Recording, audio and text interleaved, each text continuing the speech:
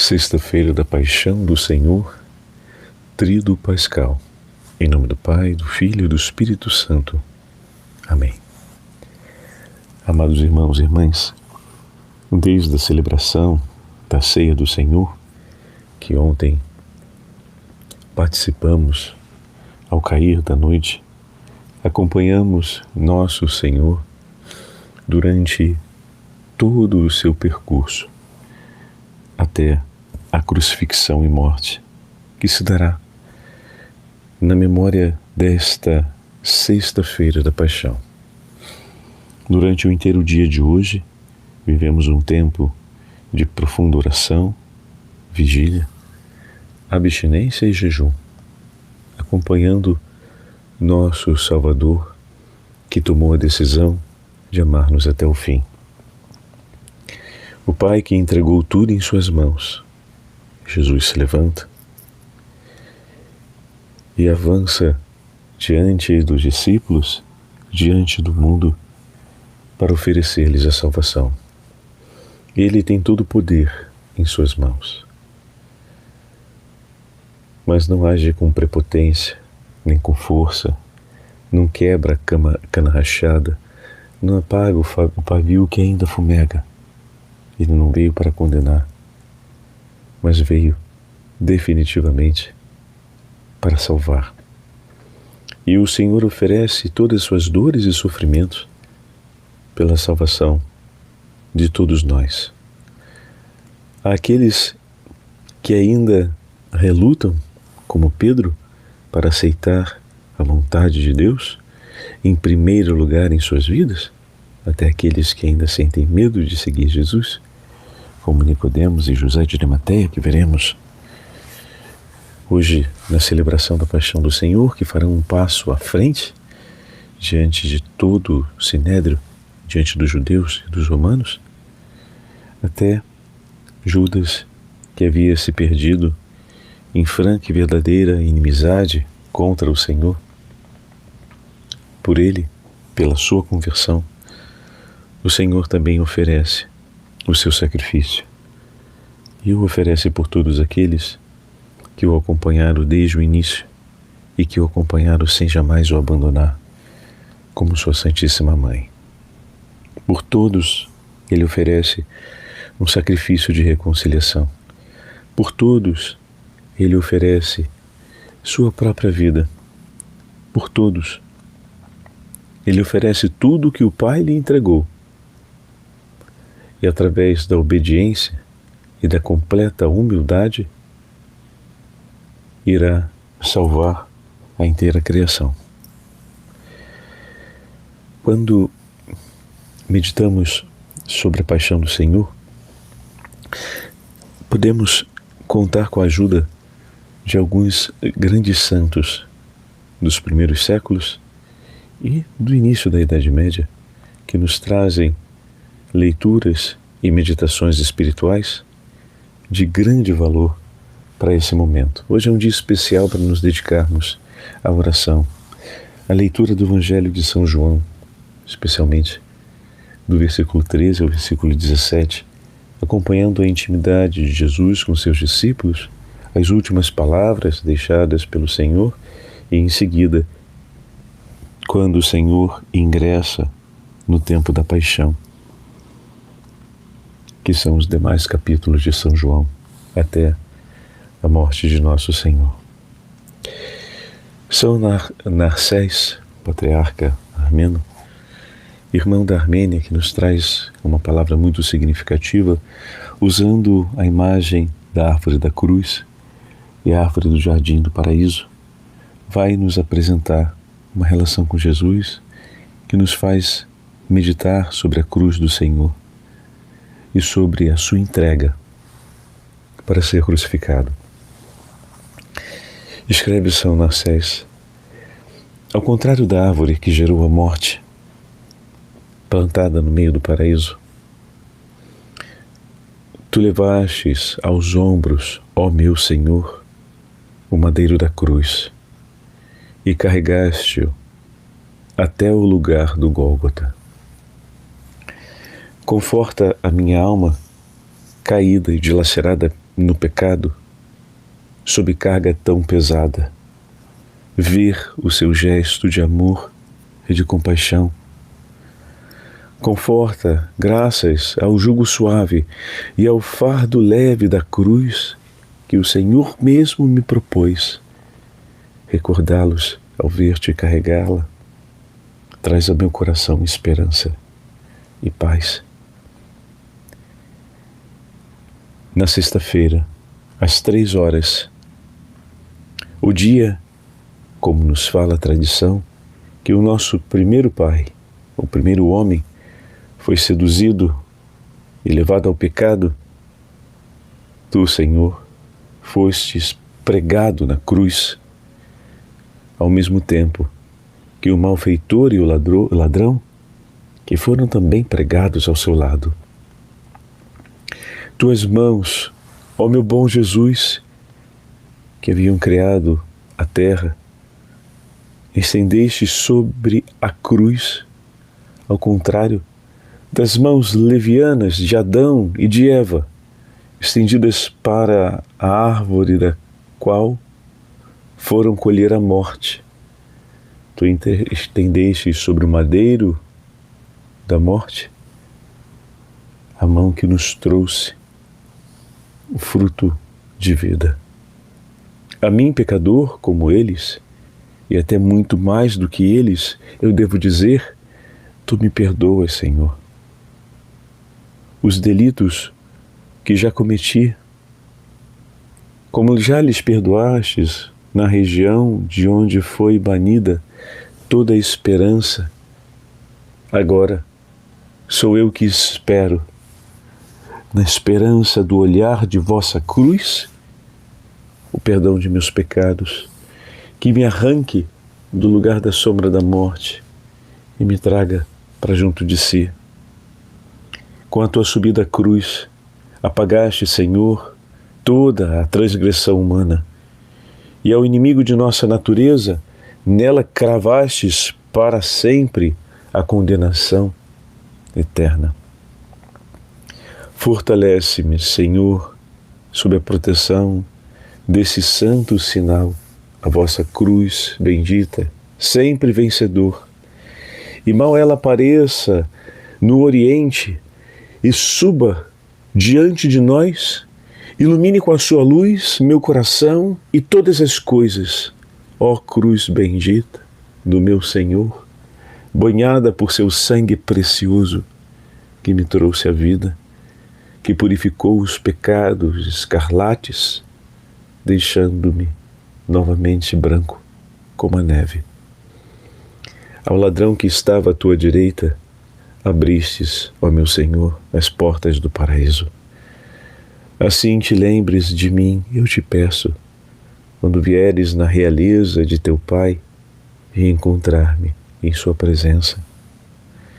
Assim eu espero e peço, como ele pediu diante de ti, recorda-te de mim, ó meu Senhor, olhando-te crucificado. Arrependeu-se de seus pecados e pediu a misericórdia de suas lembranças.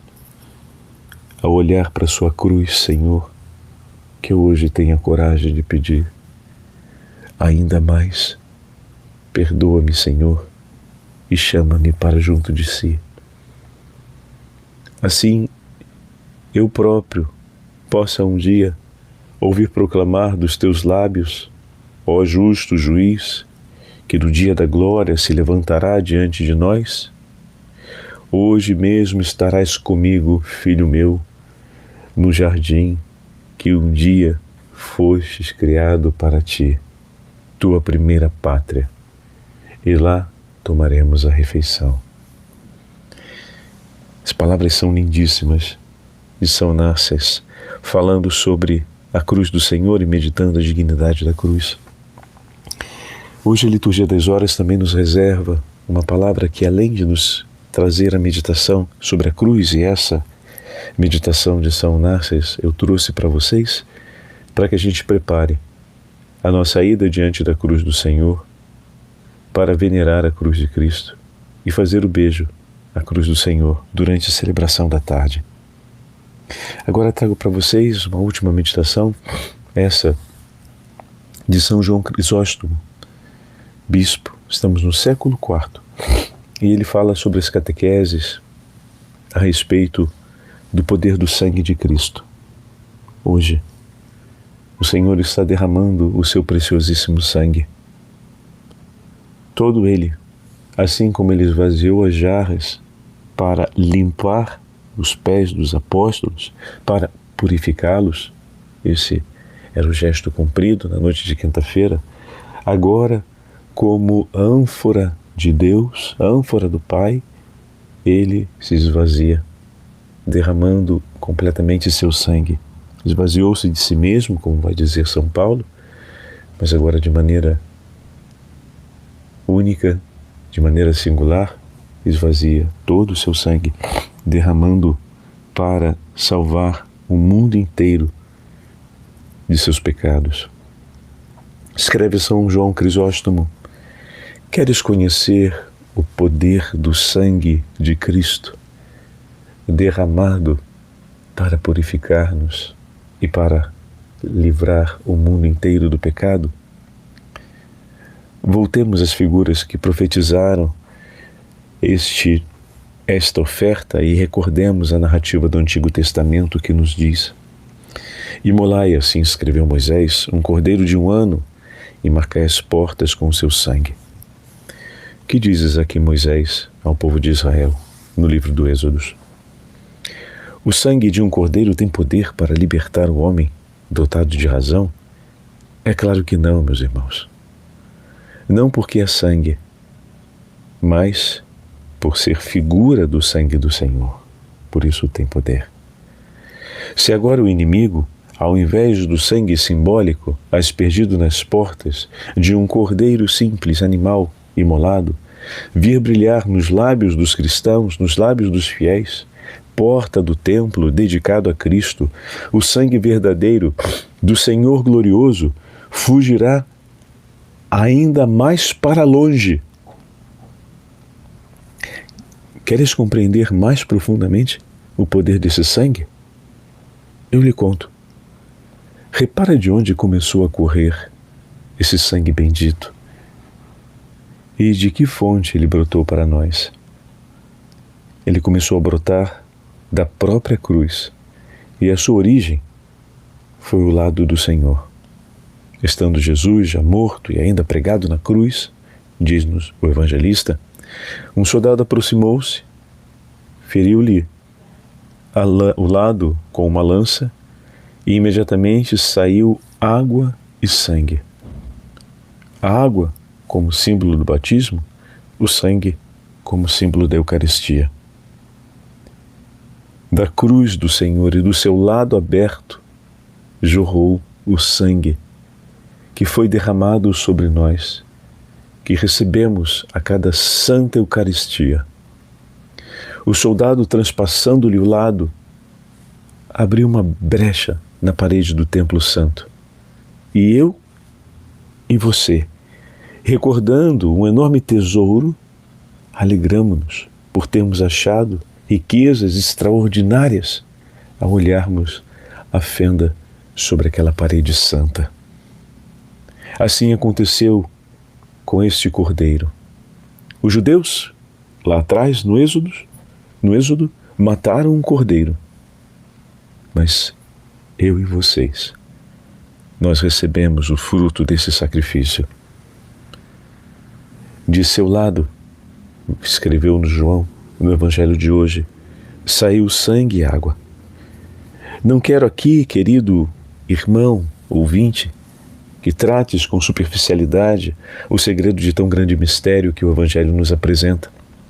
Falta-me ainda explicar-te outro significado místico e profundo. Preste atenção nele. Disse que esta água e este sangue são símbolos do batismo e da Eucaristia.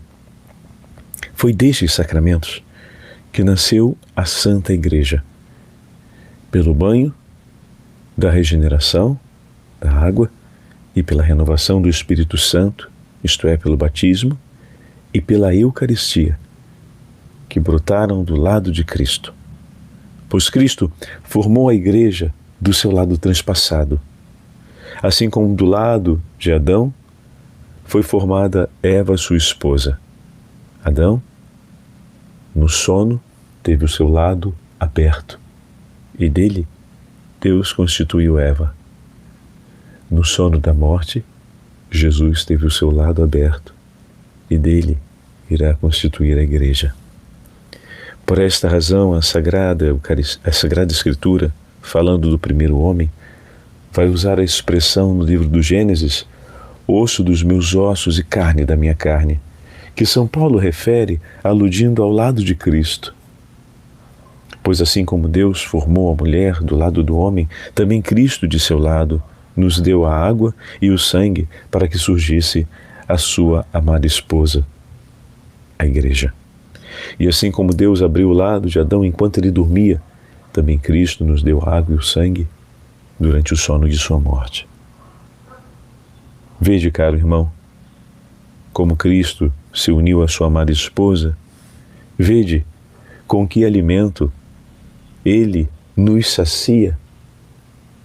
Do mesmo alimento nos faz nascer e também nos nutre. Assim como a mulher, impulsionada pelo amor natural, alimenta com o próprio leite e também o próprio sangue o filho a quem deu a luz, também Cristo alimenta sempre com o seu sangue aqueles a quem deu um novo nascimento pelo batismo, como filhos da igreja, como igreja de Cristo, seu corpo místico que somos. Então, com essas palavras de São João Crisóstomo, nós completamos a nossa meditação para olharmos o penhor e o mistério do grande tesouro que nos trouxe Jesus através do seu sacrifício. E com São Narciso podemos meditar juntamente com esse texto de São João Crisóstomo a beleza da cruz de nosso Senhor e o significado precioso de tão grande dom sobre a nossa vida e sobre a nossa história. Que Deus abençoe a todos e que nesta Sexta-feira Santa possamos intimamente unir-nos ao Senhor em suas dores e sacrifícios, para que Ele, perdoando os nossos pecados, renove a nossa vida e restaure tudo em nós, perdoando-nos os pecados e dando-nos de novo a plenitude da vida no Espírito. Alimenta-nos, Senhor, com o seu dom precioso, com o seu amor, pois nós esperamos em vós. Amém. O Senhor esteja convosco, Ele está no meio de nós. Desça sobre todos vós a bênção do Senhor Onipotente, Pai, Filho e Espírito Santo.